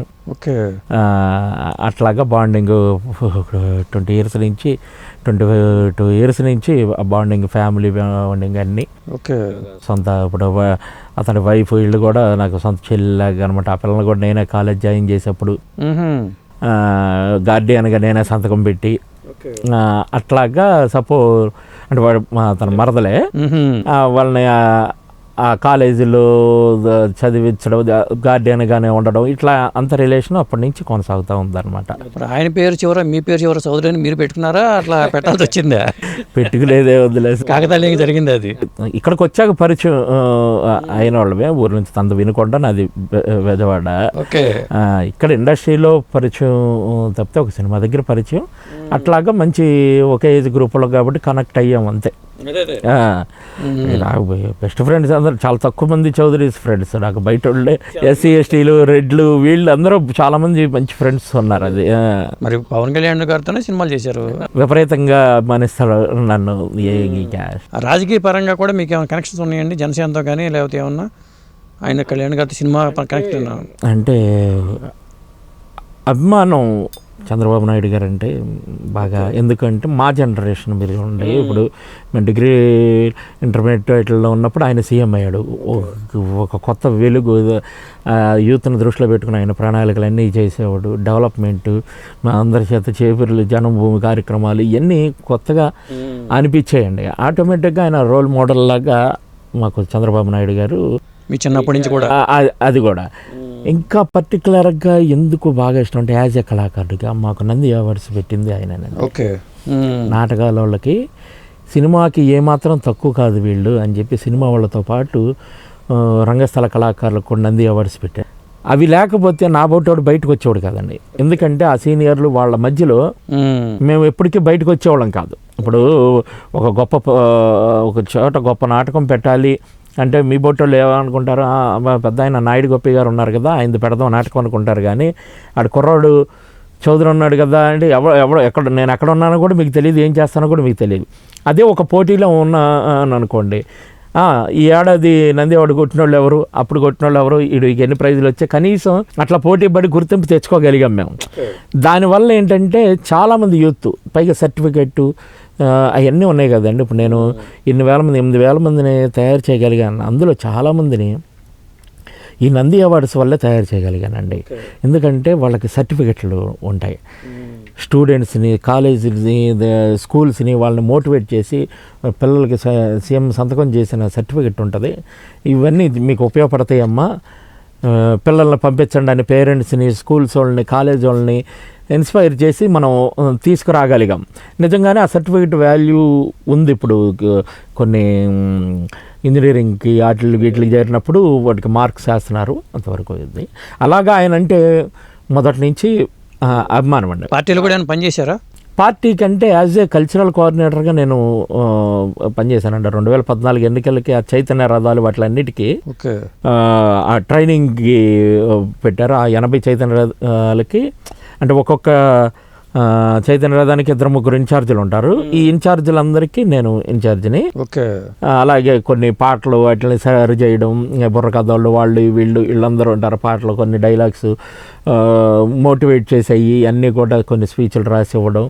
ఇట్లాగా చైతన్య రథాలకి అప్పుడు 2014లో చేస్తే బాగా గెలిచారు కూడా. అప్పుడు మొన్న ఎలక్షన్లకు కూడా తెలిసిన వాళ్ళు అట్లాగే ఇప్పుడు కళ్యాణ్ గారు కూడా ఉన్నారు కాబట్టి, ఆయన వ్యక్తిగతంగా మన ఇది కాబట్టి ఇద్దరు కలిసి ఉన్నారు కాబట్టి ఉత్సాహంగా కుర్రోళ్ళు, నా స్టూడెంట్స్ వీళ్ళు కూడా ఆటోమేటిక్గా ఉత్సాహంగా ఏం లేదు, మోటివేషన్. వీళ్ళు వస్తే బాగుపడతారు. మేము ఆర్టిస్టులో ఉన్నాం, చంద్రబాబు నాయుడు గారు వస్తే మళ్ళీ మాకు అవార్డ్స్ మళ్ళీ ఎన్ని ఉంటాయి, ఎప్పుడు కళలు ఎన్ని ఉంటాయి. ఇట్లాగా ప్రతి ఒక్కరికి ఇప్పుడు ఏ పాలన బాగుందా బాగాలేదా అని ప్రతి మనిషి ఎలా డిసైడ్ చేసుకుంటాడండి. వ్యక్తిగతంగా తనకు న్యాయం జరిగిందా అన్యాయం జరిగిందా అక్కడి నుంచి మొదలైద్దండి. ప్రతి మనిషి నాకు అన్యాయం జరిగితే జరిగింది, ప్రపంచం అంతా బాగుంది కదా అని ఎవడో అనుకోడు సార్, ఎవడో అనుకోడండి. తాడి కడుపు కాలినప్పుడు వాడికి మొత్తం నాశనం అయిపోయినట్టుగానే కనపడుతుంది. అట్లాగే ప్రతి ఒక్కడు వ్యక్తిగతంగా తను చూసుకున్నప్పుడు నిన్న ఇది తల్లికి వందనం అని పడ్డాయండి. చాలామంది నాకు తెలిసిన వాళ్ళు కూడా చాలామంది మా ప్రాణం లేచి వచ్చినట్టుంది, ఫీజులు ఎలా కట్టాలి ఏంటి ఇది అనుకున్న టైంలో కరెక్ట్గా వేసాడు ఇదని చాలామంది ఆనందపడుతున్నారు. అట్లాగే మేము కూడా మాకు నంది అవార్డ్స్ ఇవన్నీ మళ్ళీ వస్తాయి, కళాకారులు అందరూ కూడా బిజీగా ఉంటారని అందరూ ఎదురు చూస్తున్నారు. ఒక్కొక్కరే ఒక్కొక్క పీరియడ్, ఒక సంవత్సరం కాలమే సినిమాకి అందరికీ రావాలండి, అందరికీ రావాలి. వాళ్ళకు కూడా ఇప్పుడు సార్ వేరే వాళ్ళకి అన్నా వేరే వర్కులు వాళ్ళ ఆప్షన్స్ ఉంటాయి, కానీ కళాకారులు ఏంటంటే ఈ అవార్డ్స్ ఇవో ఎన్నో బాధలు పడుతుంటారండి. ఎన్నో ప్రయాణాలు, భోజనం లేక ఉన్నోళ్ళు అలాంటి వాళ్ళు ఉంటారు. అవార్డ్సే వాళ్ళకి కొంచెం లైఫ్ స్పాన్ పెంచేవి. అవి మీకు ఎప్పుడైనా కూడా సార్ సమాజం బాగుందా లేదా అనేది తెలుసుకోవాలంటే అక్కడ ఉన్న కళాకారుడు జీవనగతులు చూడాలి సార్. వాడు కడుపు నిండా హాయిగా ఉన్నాడు అంటే సొసైటీ బాగున్నట్టేనండి. సొసైటీ బాగోలేదు అంటే ఆ కళాకారుడు ఇంకా నీచమైన స్థానంలో ఉంటాడండి. ఎందుకంటే సొసైటీ ఆదరించదండి. బాగుంది లాజిక్ మీది. వాడిని ఆదరించదు. వాడిని ఆదరించట్లేదంటే ఏంటి, వాడికి ప్రజల మానసిక స్థితి బాగాలేదు, వాడి ఆర్థిక స్థితి బాగాలేదనండి. వాడి ఆర్థిక స్థితి బాగున్నప్పుడు రైతు బ్రహ్మాండ పంటలు పడినప్పుడు పరిషత్తులు పెడతాడు, బ్రహ్మాండమైన ప్రైజులు ఇస్తాడు. అవును. వాడే లాస్లో ఉన్నప్పుడు అసలు వాడికి నాటకం అవసరం లేదు, ఏ కళ అవసరం లేదు. సో ఏంటంటే కళలు బాగున్నాయి అంటే ఆటోమేటిక్గా సొసైటీ కూడా బాగున్నట్టే లెక్క అండి. ఎక్కడైనా కూడా కళల్ని ద్వేషించే వాళ్ళు ఎవరైనా ఉన్నారంటే వాళ్ళని మనం మనుషుల కంటే అతీతంగా చూడాలి. బాలకృష్ణ గారి సినిమాలో చేశారు మీరు? చేశాను సార్, డాకు మహారాజులో చేశానండి. ఎక్స్పీరియన్స్ బాలయ్య బాబుతో చాలా గొప్ప మనిషి అండి. అంటే ఒక సీనే, ఒక ఫైట్, ఒక ఇంట్రడక్షన్ సీన్లో చేశాను. ఆయన చక్కగా చిన్నపిల్లలాగా కలిసిపోయి మాట్లాడుతూ ఉంటారు. బాగా ఎక్కువ లేదు కానీ ఉన్న రోజులు ఒక 6 రోజులు కలిసి పనిచేసాము. ఆ రోజులు కూడా చక్కగా కోఆపరేటివ్గా ఉన్నారు. అదే కాకుండా నేను జెట్టి అని ఒక సినిమా చేశానండి. మా ఫ్రెండ్ డైరెక్ట్ చేశాడు, సుబ్బు అని. అందులో నేను మెయిన్ యాక్టర్గా చేశాను అనమాట, క్యారెక్టర్ ఆర్టిస్ట్గా అని. అది బాలకృష్ణ గారు చూశారు సినిమా అంతా. చూసి నా గురించి ఎవరితను బ్రహ్మాండం చేశాడు, ఎవరైతే నా గురించి ఎంక్వైరీ కూడా చేశారు, ఫోన్లో నాకు వాళ్ళు వినిపించారనమాట. ప్రొడ్యూసర్ ఫోన్ చేసి ఆయన ఎవరండి మెయిన్ క్యారెక్టర్ చేసిన ఆయన, చాలా చక్కగా చేశారు ఇదనంటే ఆయన థియేటర్ ఆర్టిస్ట్ అండి ఇదని చెప్తే అది కళాకారులు అంటే ఆయన బాగా ఇది వేదిక మీద మా కళ గురించి మాట్లాడుతూ ఉంటారు. అవును, ఆయన బాగా మెచ్చుకుని అది సంగతి, అందుకని బాగా చేయగలిగాడు ఇదని చెప్పి మెచ్చుకోవడం కూడా అది పరోక్షంగా నేను ఎదురు లేనప్పుడు జరిగిన మ్యాటర్. కానీ ఇప్పుడు మీరు నెగిటివ్ షేడ్స్ ఉన్న పాత్రలు చేస్తున్నారు, కానీ మన ఇండస్ట్రీకి వచ్చేసరికి విలన్లకు వచ్చేసరికి హిందీ వాళ్ళని ఇతర రాష్ట్రాలను తీసుకొస్తూ ఉంటారు. ఎందుకు అట్లా జరుగుతుంది? లేరా ఏంటి వేస్తారు కూడా ఆర్టిస్టులు ఇక్కడ అసలు? అంటే ఇది కొంతకాలం క్రితం వరకు ఎక్కువ ఉండేదండి, ఇప్పుడు తగ్గిందని అనుకుంటున్నాను. కొద్ది తగ్గింది సార్. ఎందుకు అంటే ఇదివరకు అలా నడిచినాయండి. ఆ పర్సనాలిటీలు, ఆ స్కిన్ టోన్కి ఒక తీసుకొచ్చి ఇక్కడ విలన్ గా చూపిస్తున్నారు. సపోజ్ అంటే మన దగ్గర ఇప్పుడు రూపంలో కానీ గాంభీర్యం ఉన్న వాళ్ళు ఉన్నారు కదా, ఉంటారు. ఇప్పుడు వచ్చేటప్పటికి అంటే ఇప్పుడున్న పరిస్థితుల్లో సార్ ప్రతిదీ పాన్ ఇండియా అంటున్నారు. మలయాళంలో సినిమా వాళ్ళు చూడాలంటే అక్కడ ఆర్టిస్ట్ ఎవరో ఒకరు ఉండాలి, హిందీలో చూడాలంటే అక్కడ ఆర్టిస్ట్ ఎవరో ఒకరు ఉండాలి. ఈ ప్లాన్ల ప్రకారం ఒక్కొక్క చోట నుంచి ఒక్కొక్కరు పెడతారు. ఇది హాలీవుడ్ మూవీస్లో కూడా జరుగుతుంది. మీరు చూడండి, ఏ హాలీవుడ్ మూవీ చూడండి, ఇండియన్ యాక్టర్ ఒకడు ఉంటాడు. కరెక్ట్. లేకపోతే 150 కోట్ల మంది జనాభా ఎందుకు చూస్తారు సినిమా? కరెక్ట్. వాళ్ళ తెలివేది. అట్లా కూడా పెడుతున్నారు, అలా కూడా పెడుతున్నారు. అవసరం లేనప్పుడు కూడా పెట్టడం కరెక్ట్ కాదు, అది నిజమే. నీకు వాళ్ళు తీసుకొచ్చే లక్షల బదులు ఇక్కడ అద్భుతమైన ఆర్టిస్టులు, థియేటర్ ఆర్టిస్టులు వాళ్ళు వీళ్ళు ఉంటారు. వాళ్ళకి చక్కగా అవసరమైతే ఒక 4 రోజులు ట్రైనింగ్ పెట్టి, అదే ఒకవేళ బాడీ లేదంటే ఒక 4 రోజుల ముందు 2 నెలల ముందు కొంచెం వాడికి వాళ్ళకి ఇచ్చే దాంట్లో 5% కూడా ఉండదు, ఇస్తే వీళ్ళు అద్భుతంగా చేయగలుగుతారు. కానీ నటుడిగా హీరోకి ఎక్కువ పేరు వస్తుందండి, విలన్కి ఎక్కువ పేరు వస్తుంది అసలు? ఏదైనా వాళ్ళ పెర్ఫార్మెన్స్ని బట్టి. ఇంకోటి ఏంటంటే క్యారెక్టర్ డిజైన్ బట్టి అండి. అదే క్యారెక్టర్ డిజైన్ గమ్మత్తుగా ఉందనుకోండి, ఆటోమేటిక్గా రీచ్ అవుతుంది. అలాగే అంటే పెర్ఫార్మెన్స్ బట్టి కూడా జనాలకు ఒక్కొక్కసారి విలన్ ఎక్కుతాడు, హీరో ఎక్కుతాడు, ఇట్లాంటివి కూడా జరుగుతూ ఉంటాయి. చేశారు. ఆయన అదేనండి, మీకు ఎస్వీఆర్ని చూసినప్పుడు ఏంటంటే ఆయన విలన్గా చేసిన మీరు ఏ సినిమాని చూడండి, ఆయన మీద ద్వేషం రాదు మనకి. మన మనిషి అన్న ఫీలింగ్ ఫస్ట్ వచ్చేస్తాం. ఆయన ఎంత ఇది చేసినా, అద్భుతంగా భయపెట్టినా అతన్ని మామూలుగా ఏ విలన్ అంటే ముందు ఈయన్ని చంపేయాలి అన్న ఫీలింగ్ కలిగింది. ఎస్వీఆర్ని మనం విలన్గా చూస్తున్న సినిమా అత్యద్భుతంగా చేసిన ఇతను చంపేయాలన్న ఫీలింగ్ మనకు రాదు. ఎందుకంటే మనవాడు అన్న ఫీలింగ్ మనకి ఫస్ట్ వచ్చేస్తుంది. ఎందుకు ఆయన గొప్ప గొప్ప క్యారెక్టర్స్ చేసి అద్భుతమైన పెర్ఫార్మెన్స్లు చేసి మన అందరికి దగ్గర అయిపోయాడు. కాబట్టి అంటే ఒకే తరహా పాత్రలు వచ్చినాయి అనుకోండి, మీకు మొనాటన అయిపోద్ది కదా నటుడికి. అవును, ఇప్పుడు మీరు ఎక్కువ నెగిటివ్ షేడ్ పాట వచ్చినాయి అనుకోండి, మళ్ళీ మిగతా పాత్రలకు మీరు దూరం అయిపోయినట్టు అవుతుంది కదా. లేదండి, నేనైతే అన్ని రకాలు చేశానండి. నేను ఇప్పుడు చెప్పే జెట్టి అన్నది అదొక heroine father, full sentiment, tragedy అన్నీ ఉంటాయి. అలాగే మీరు గబ్బర్ సింగ్ చూస్తే ఫుల్ కామెడీ ఉంటుంది. అన్నీ నాకు డైరెక్ట్ చూస్తే అది బాగా విలనం, మహాత్మా ఇవన్నీ కూడా బాగా అగ్రెసివ్గా అట్లా ఉండేవి. సలారిక మీరు చూసారు. వచ్చినవన్నీ ఒప్పుకోవాలి అనుకుంటే చాలా సినిమాలు చేసేవాడినండి నేను. సలార్ అంత పెద్ద హిట్, ఆ పేరు చెప్పుకుని 100 సినిమాలు చేసేవాడిని. అవును, అట్లా అని కాదు, కొంచెం ఈ క్యారెక్టరు వీడు చౌదరి అయితే కరెక్ట్గా ఉంటాడు అని ఎవరన్నా అనుకున్నాను అనుకోండి, ఆడు నన్ను వదలడు. అదే నా కోసం పుట్టిన క్యారెక్టర్ అనుకోండి, అది ఎక్కడే పోద్దు, నేను ఇండస్ట్రీలోనే ఉంటాను కాబట్టి నాకు ఎత్తుక్కుంటూ వస్తుంది. అప్పుడు నేను న్యాయం చేయగలుగుతాను అన్న ఫీలింగ్ ఉంటుంది నాకు.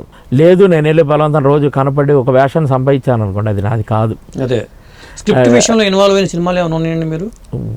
ఉంటాయి, కానీ అది బయటికి చెప్పేవి కాదులేండి. ఇప్పుడు చాలామంది పనిచేస్తేనే ఏదవుతాయండి, ఉపయోగించుకుంటారు పరిచయాల మీద, వాటి మీద కొంతమంది ఉపయోగించుకుంటారు. అది సంతోషంగానే మేము ఇది చేస్తాం. మరి మీలో డైరెక్టర్ ఇప్పుడు బయట తీయబోతున్నారు? ఉందండి, ఇప్పుడు నాకు డైరెక్షన్ స్టార్ట్ అయిపోతుంది. అన్నీ ఆల్రెడీ ప్రీ ప్రొడక్షన్ కొంత వర్క్స్ అయినాయి, టెస్ట్ షూట్లు అయినాయి, ఎన్ని అయినాయి. మన బుర్రా సాయి మాధవ్ గారు ప్రొడ్యూసర్గా, నన్ను డైరెక్టర్గా ఆయన బ్యానర్ పెట్టారు, ఇంట్రడ్యూస్ చేస్తున్నారు. సెప్టెంబరు ఎండింగ్కి అట్లాగా. అంటే ఆయన ఉన్న బిజీ మీద ఆయన పెద్ద పెద్ద సినిమాలు రాస్తున్నారు కదా, అందువల్ల ఏంటంటే ఆయన ఉన్న బిజీ మీద మిగతా వర్క్లన్నీ అయిపోయినాయి. కానీ ఈ కోరిక ఎప్పుడో తీరుంటే ఇంకా బాగుండేది అనిపిస్తూ ఉంటుందిగా, లేట్ అయిందనే ఒక ఫీలింగ్ ఉందా మీకు? ఉంటుంది, ఆటోమేటిక్గా ఉంటుంది, అరే లేట్ అయింది అని. బట్ నేను ఎప్పుడు కాలేను. నేను సినిమా డైరెక్ట్ చేసిన ఈ లోపల మరి 100 నాటకాలు నేను డైరెక్ట్ చేశాను, ఎన్నో అవార్డులు సంపాదించుకున్నాను. సమయం ఎక్కడ వృధా చేయాలి, టైము వేస్ట్ అయిపోతుంది అంటే మనం జీవితంలో బాధపడాలి, అరే ఇలా అయిపోయిందని.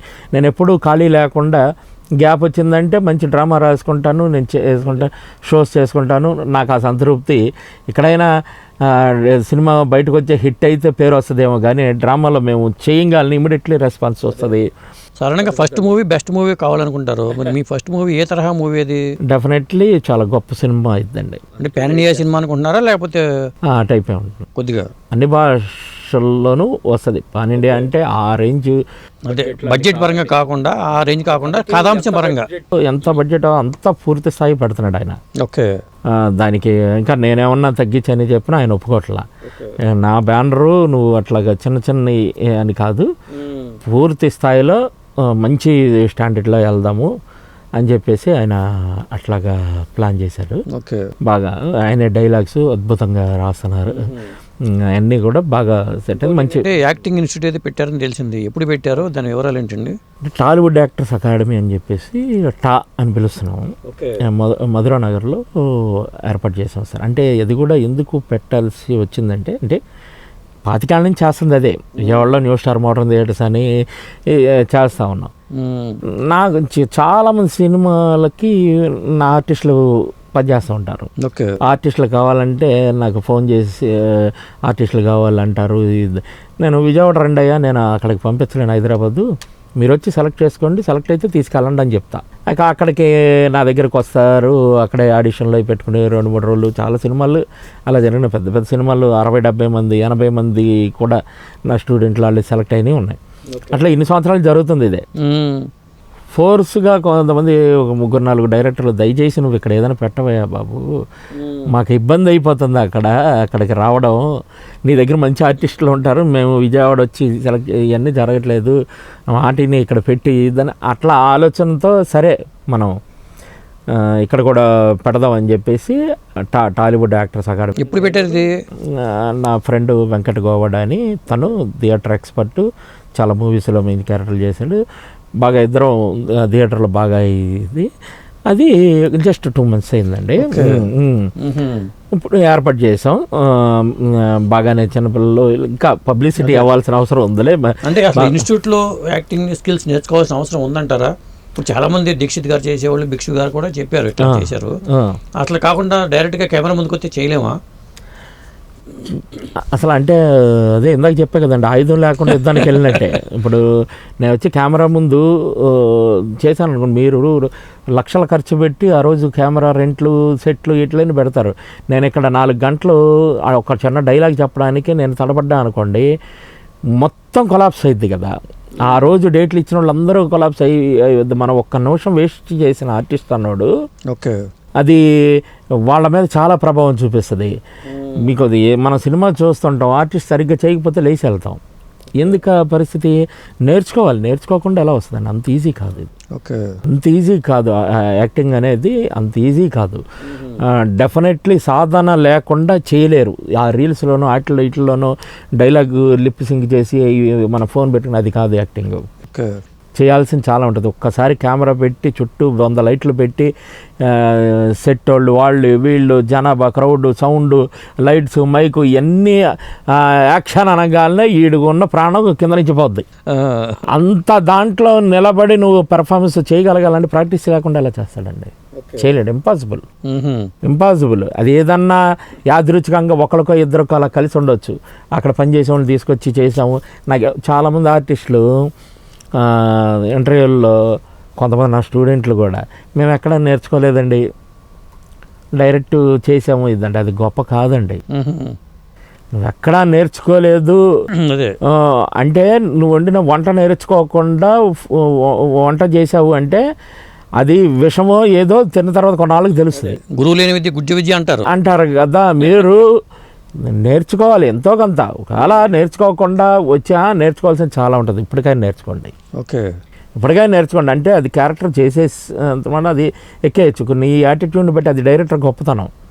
నీకేమొచ్చు, చంటి పిల్లవాడు ఉంటాడు, వాడికి యాక్టింగ్ రాదండి. టు బి ఫ్రాంక్, వాడు ఏడుస్తూ ఉంటాడు, నవ్వుతుంటాడు. వాడు ఎప్పుడు ఏడుస్తాడో ఎప్పుడు నవ్వుతాడో అని కెమెరా పట్టుకుని ఎదురు చూస్తూ మనం షార్ట్స్ తీసుకుంటాం. అవును, అది డైరెక్టర్ గొప్పతనం. నువ్వు ఏం నేర్చుకోకుండా వచ్చి నేను ఇరగదీసాను అనుకుంటే అది నీ మూర్ఖత్వం. అది డైరెక్టర్ గొప్పతనం. నీలో ఆ లక్షణాలు ఏమున్నాయి అవన్నీ క్యాప్చర్ చేసి ఎడిటర్ ఇవన్నీ నీ వేస్ట్ అంతా ఎడ్ చేసి అన్నీ చేశాడు. సో అది నువ్వు గొప్ప అనుకోవడానికి లేదు, నేర్చుకోవాల్సిందే. ఎవరైనా కూడా సాధన చేయాల్సిందండి. సాధన చేయకుండా మనం నీకు లక్షల రూపాయలు ఇచ్చి నిన్ను పూజించడానికి ఇక్కడ ఎవరూ లేరు. చదువుకోకుండా ఉద్యోగం ఎవడెవడు.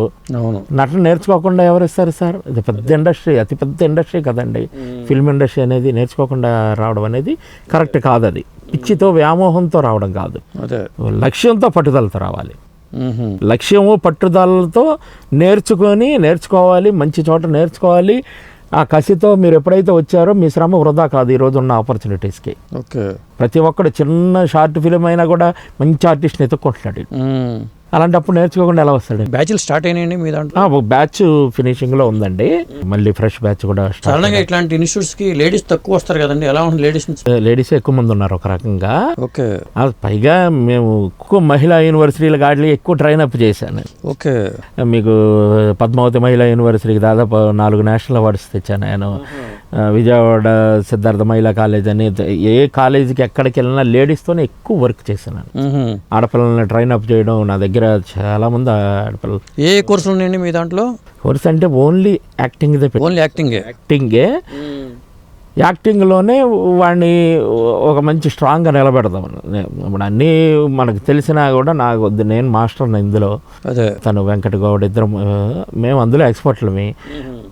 మిగతా మంచి ఆర్టిస్టులుగా తయారు చేసి తక్కువ టైంలో ఇండస్ట్రీకి ఇద్దామన్న ఇది. కొంచెం థియేటర్ టెక్నిక్స్ అవి నేను చెప్పా కదండి. బండరాయి ఎత్తగలిగితే గులకరాయి ఎత్తడం ఎంత ఈజీ, ఆ బండరాయి నెత్తిన పెడతాం అక్కడ, అంతే. అట్లా చేసి చేద్దాము. అంటే ఇండస్ట్రీలో ఈ పాన్ ఇండియా సినిమాలు వచ్చిన తర్వాత అవకాశాలు బాగా తగ్గిపోతున్నట్టుగా అనిపిస్తుంది నాకు, ఎక్కువ కాలం సినిమా షూటింగ్ చేయడం వల్ల. దీని ఎఫెక్ట్ ఆర్టిస్టుల మీద పడుతుందండి ఏమన్నా? లేదండి, ఆపర్చునిటీస్ మిగతా వాళ్ళు బయటకు వెళ్ళినా వీళ్ళు కూడా బయటకు వెళ్ళి చేసుకునే ఇవి ఉన్నాయి. ఇప్పుడు మన బయట భాష వాళ్ళు పిలవచ్చు. ఇప్పుడు నేను సలార్ చేసా పాన్ ఇండియా మూవీ. నేను నార్త్ సైడ్ అట్లాగా ఎయిర్పోర్ట్ కాడి నుంచి అందరూ ఎగబడతా సెల్ఫీలు తీసుకోవడం ఇట్లాగా జరుగుతూ ఉంటుంది. నేను వెళ్ళిన చోటల్లా కేరళ కానీ అక్కడ ఎక్కడికి వెళ్ళినా కూడా ఇది. సో ఆర్టిస్ట్కి అంత ఇది వస్తుంది కదా, అది హ్యాపీగానే ఉంటుంది. అట్లాగే అన్ని చోట్ల నుంచి కూడా ఆపర్చునిటీస్ రావచ్చు, అదేమి ఇబ్బందికరమేం కాదు. నిజంగా ప్రతిభ ఉంటే వాడిని ఎత్తుకుంటూ వస్తాయి. కొంచెం పిఆర్ కూడా మెయింటైన్ చేయాలి. ఇప్పుడు మాకు లేదు అది. ఆ పిఆర్ కూడా ఏం జరుగుతున్నాయి ఏంటని ఒకసారి డైరెక్టర్లు మర్చిపోతుంటారు, గుర్తురారు వాళ్ళకి. మనం కూడా ఒకసారి గుర్తుతో పాటు లౌక్యము, స్ట్రైట్ ఫార్వర్డ్ ఉంటే కుదరదు. పొగరు తగ్గలేదు, నేనేందుకు అడగాలి అనే ఈగో వచ్చింది అనుకోండి. అవునండి, అడగకపోతే అమ్మాయిని అన్నం పెట్టద్దు, టచ్ లో ఉండాలి.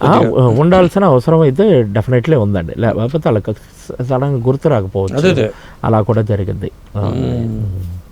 చౌదరి గారు, ఇప్పుడు నాటకాలని పాఠ్యాంశాలు చేయాల్సిన అవసరం ఉందా? అంటే నాటక కళాకారుని ప్రోత్సహించడానికి ప్రభుత్వ పరంగా ఏమేమి చేయాల్సి ఉంటుంది? నాటకాన్ని పాఠ్యాంశం చేయాలని మేము దాదాపుగా, అంటే నా ముందు తరం వాళ్ళు అందులో ప్రయత్నం చేశారు. మేము ర్యాలీలు, నా టీంతో ర్యాలీలు చేసి ఇవన్నీ కూడా చేసే ఉండే. అంటే నాకు ఆ స్ట్రగుల్ ఎక్కువ తెలుసు. ఎందుకంటే నేను పిల్లల్ని, యూత్ని ఎక్కువ మందిని తయారు చేశాను. వాళ్ళ దగ్గర నుంచి వచ్చే కొన్ని రివ్యూస్ ఉంటుంది చూడండి, అందులో నుంచి నాకు ఆవేదన కలిగి ఆ ప్రయత్నం చేశాను అనమాట. ఎందుకంటే కాలేజీల్లోనో లేకపోతే స్కూల్స్లోనో లేకపోతే పేరెంట్స్ ఎందుకు ఈ నాటకాల వల్ల ఉపయోగం అన్నట్టు మాట్లాడతారు. సార్, నాటకం నేను చెప్పేది కదండి, ప్రపంచంలో చాలా గొప్ప ఆయుధం అండి. సమాజం పట్ల సమాజంలో ఉన్న రుగ్మతలన్నింటినీ రూపుమాపే గొప్ప ఆయుధం. అంతేకాకుండా పిల్లలకి ఒక పర్సనాలిటీ డెవలప్మెంట్ అండి, వ్యక్తిత్వ వికాసాన్ని ఇచ్చేటువంటిది నాటకం.